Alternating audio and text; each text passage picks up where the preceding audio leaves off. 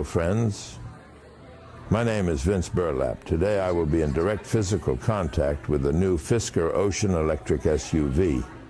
The new Ocean is supposed to start at around $37,000, but the new Los Angeles showroom only has a couple of the top-of-the-line models. Nothing under $60,000 here. In person, the new Fisker is a very nice-looking SUV. There's an optional California mode that allows all windows and the sunroof to open for that fake convertible feel most humans can only dream of.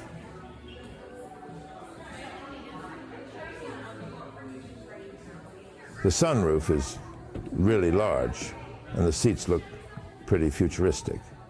There's tons of room inside, and everything feels very solid and well put together. The cloth finish on the dashboard looks and feels very nice, and plastics are mostly soft everywhere. The huge center screen can be switched into a horizontal or vertical position. It takes a couple of seconds to do so and might end up being a bit of a gimmick, something you will show your friends once or twice when the car is new and never use it again, or you might become obsessed and not be able to stop playing with it, like I was for about a half hour. The one in this car took a while to turn on again after shifting position, probably the result of the many kids in the showroom playing with it. Kids.